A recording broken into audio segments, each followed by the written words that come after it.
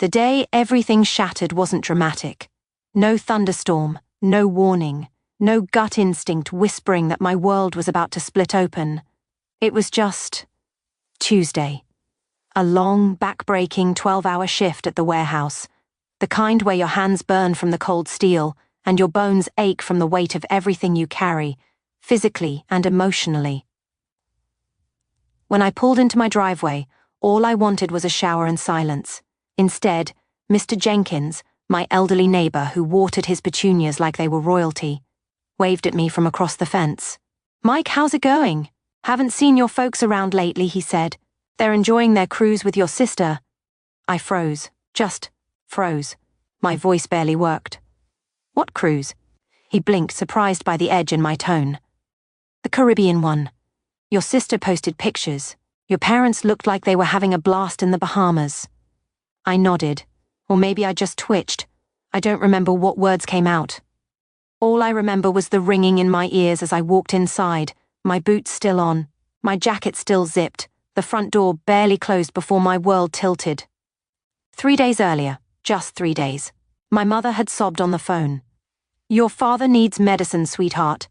We're behind on the heating bill. We're scared. We don't know what to do." I didn't hesitate. I never did. I'd sent $800, more than I could afford, more than I wanted to admit I didn't have to spare. But when I opened Facebook, those tears, those desperate gasping tears, turned into something monstrous. There they were, my mother in a sundress I'd never seen, my father holding a bright red cocktail, my sister Laura and her millionaire husband grinning on the deck of a luxury cruise ship. Sunlight, ocean, buffet tables overflowing with food, smiles so wide they looked painful. The timestamps matched the exact hours they had been too sick to answer my calls. And the geotags: Bahamas, Nassau, private beach excursions, fine dining, shopping, a gold bracelet gleaming on my mother's wrist, a brand new watch shining on my dad's hand, every smile paid for by my sweat, every cocktail funded by my overtime, every shore excursion bought with money I gave them while eating canned soup for dinner. And then, like a knife between the ribs, I found the comment. Laura thanking her husband Richard for this amazing family vacation, my parents replying with heart emojis and calling both their children so lucky and so loved, as if I had been there, as if I wasn't the reason they could afford any of it, as if I wasn't sitting alone in the dark, working myself to the bone to solve fake emergencies they made up. I didn't cry. I just sat there staring at people I thought were my family and felt something inside me go cold, like a switch. A quiet click in the dark. Something broke, and something else, something sharper, started to wake up. That night, Anna found me sitting in the dark. She didn't say "I told you so," even though she could have. She just sat beside me, placed her hand on mine, and let the truth unravel without judgment. She'd seen the signs long before I had. She'd watched me get drained, piece by piece, year after year, while my parents poured all their affection into Laura and treated me like a walking ATM. But now I saw it too, and once you finally see the truth, you can't unsee it. The next morning, I got into my truck, no plan, no script, just years of exhaustion and one final breaking point. I drove to my parents' house, and that was the day everything changed. My parents' house used to feel warm to me, familiar, safe, but that morning, as I walked up the steps, it felt like enemy territory. Dad answered the door in a bathrobe, eyes widening just enough to betray guilt before he masked it with annoyance. Mom hovered behind him, hands fidgeting with her sleeves, a nervous smile plastered on her face like cheap wallpaper. "Mike, what a nice surprise," she said. I didn't smile back. I didn't step forward. I just asked calmly, quietly, "How was the Bahamas?" The air snapped like a live wire. Mom's smile shattered. Dad's jaw tightened. Neither spoke, neither apologized, neither looked ashamed. Finally, Dad grunted. "You weren't supposed to find out about that. Not we're sorry, not we should have told. Just annoyance. Inconvenience. Like I was the problem." My voice dropped low. "3 days ago, you cried to me that you couldn't afford medicine. You begged me." Dad didn't flinch. "Laura and Richard paid for the cruise. We just needed spending money. My money. My overtime, my broken back, my entire life rearranged to keep them afloat. And you didn't think to tell me? I asked. Dad actually laughed, one sharp, dismissive breath. You wouldn't have fit in, Mike. It was a luxury cruise. Their kind of thing. Their kind of thing. Not mine. Never mine. That was the moment the numbness hardened into something else. Something final. I pulled out my phone. Dad frowned. What are you doing? And I said the words I'd spent years being too afraid to say, ending it. I opened my banking app and cancelled every automatic payment. The weekly $600, the emergency transfers, the overdraft coverage. All of it. Mom gasped. Mike, stop. What are we supposed to do? Dad stepped forward, voice softening suddenly, as if flipping a switch. Son, don't be hasty. We're family. Family doesn't use family, I said. Find another wallet. I turned and walked away, but they followed me out the door. Panic, guilt, manipulation pouring out of them like poison. Mike, please, you're abandoning us. Think of everything we've done for you. This is Anna's fault, isn't it? You're being brainwashed. I didn't look back. For the first time in my life, I didn't fold. That evening, the doorbell rang, hard, urgent, entitled. Of course it was Laura, standing on my porch like the queen of delusion, with my parents behind her, and her silent husband to the side. She launched into a speech the second the door opened. Dramatic voice, fake tears, the whole performance. You're tearing the family apart, Mike. Mom is devastated. Dad is embarrassed. You should be ashamed of yourself. We're supposed to support each other. Support each other. What a joke. Then she stepped forward, voice sharpening like a blade. I blame Anna. She's turning you against us. Before I could answer, Anna stepped to the doorway, and when Laura tried to push past her, Anna shoved her back, hard enough that Laura stumbled off the step, her phone clattering against the concrete. Dad moved toward us, puffing up like he actually thought he could intimidate me. I held up my hand and he froze. No, I said. This ends here. I shut the door on all of them, on the lies, the guilt trips, the manipulation, and locked it. They banged and shouted for a while, but eventually, silence, peace. For the first time in years, peace. For weeks after cutting them off, I kept expecting something. Another crisis, another guilt-drenched voicemail, another relative parroting my parents' lies. And there were attempts, of course. Cousins, uncles, old family friends, all calling with the same rehearsed message. Family is everything. You should forgive them. They're struggling without you. You know how Laura is. Don't punish your parents for her. Mistakes. I blocked every number, switched departments at work, changed my phone plan. I even stopped going to certain grocery stores just to avoid running into anyone who might drag me back into the fog. And that's what it was. Fog, fear, obligation, guilt. My therapist taught me that word, something I could finally afford now that my income wasn't evaporating into imaginary crises.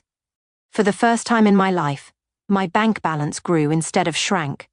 For the first time in my life, I wasn't budgeting down to the last dollar. For the first time in my life, I felt light. But with that freedom came something unexpected. Panic. Some mornings I shot awake thinking I'd forgotten to send money. Other times I caught myself calculating how much I could spare if another emergency happened. Anna would take my hand and say, "You don't owe them anymore. You never did." Slowly those words sank in. With time, I started tasting little moments of happiness, simple things I never let myself enjoy. Sleeping in on weekends, buying real groceries, fixing the dent in my car door, saving for a future that was actually mine. Anna and I planned our first small getaway. Nothing extravagant, just a cozy cabin near the lake. Something peaceful, something ours. But the universe has a way of testing you right when you start to heal. The morning of the trip, an unknown number flashed across my phone. I almost ignored it. But something, morbid curiosity maybe, made me answer. Dad's voice came through, but it wasn't angry. Not manipulative, not even defensive. Just defeated. "Mike, it's your father. I didn't speak." Laura's husband threw her out, he said. "Found messages, proof she was cheating. She's back home now, and we're struggling. We can't afford the mortgage, the bills, any of it. Your mother's stressed. I'm trying my best. We just need a little help. There." It was the old script, the familiar hook, but I wasn't the same person anymore. I actually laughed, not out of cruelty, out of the absurdity of it all. So let me get this straight, I said. After lying to me, using me, excluding me, and choosing her over me every step of the way, you want me to bail her out? Again? Silence. I could almost hear the walls closing in on them. No, I said softly. Not this time. Not ever again. And I hung up. I blocked the number. When I stepped outside with my overnight bag, the sun felt warmer. The world felt bigger, lighter. Anna was waiting in the car, smiling at me like I'd just climbed out of a deep pit she'd been trying to pull me from for years. You okay? She asked. Yeah, I said. For the first time, I think I am. We drove off toward the lake, leaving the past behind us. Small, distant, irrelevant. A place I no longer lived in. A place I no longer owed anything to. 6 months passed, slow at first, then all at once. Healing is strange like that. It crawls until suddenly one day you wake up and realize the weight on your chest is gone. By then, I'd built a life my parents never imagined for me, because they never pictured me having a life outside their control. I had savings, real savings. I had hobbies, plans, boundaries, peace. And I had Anna, still by my side, still the only person who saw my worth even when I didn't. One evening, while grilling in our tiny backyard, my phone buzzed with a message from an old family friend. A single sentence. Thought you should know. They're telling everyone you abandoned them. I didn't respond. I didn't rage. I didn't cry. I just breathed. Because of course they were. To them, the truth wasn't that they'd used me. It wasn't that they'd drained me dry. It wasn't that they'd lied for years. The truth, according to them, was that I had become selfish, ungrateful, cold. Let them talk. People will always choose the story that makes them the victim. I knew the real story, and the people who mattered knew it too. A few weeks later, I heard through the grapevine that Laura was working retail now, folding shirts for minimum wage, complaining non-stop.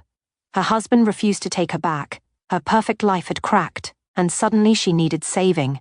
My parents had downsized to a smaller house outside town.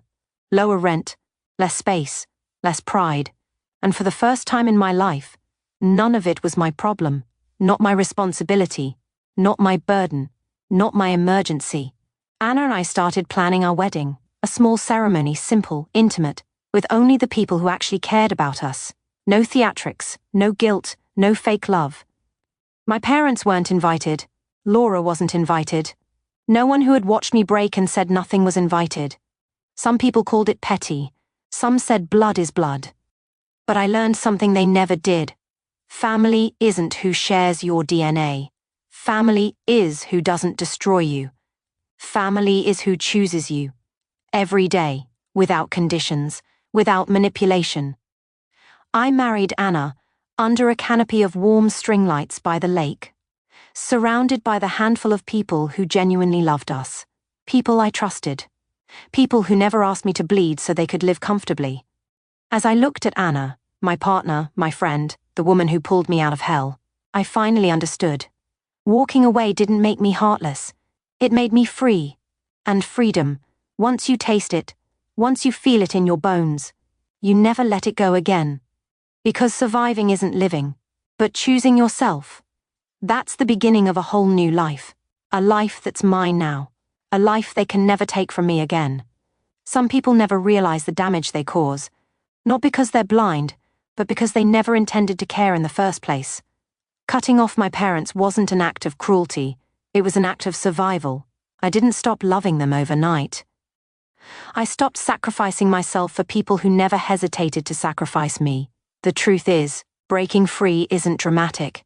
It's quiet, it's painful, and it's necessary. I didn't walk away because I wanted revenge. I walked away because I finally understood something that took me years to learn. You don't owe your life to people who only show up when they need something from you. Love isn't real if it's built on manipulation. Family isn't family if they treat you like a paycheck. Today, I have peace. Real peace. A home filled with laughter instead of guilt. A future built on choices I made, not crises I inherited. And a life where love is something I receive, not something I pay for. If you're stuck in a cycle like mine, hear me clearly. You are allowed to walk away. You are allowed to choose yourself. And choosing your cell. F is not betrayal, it's freedom.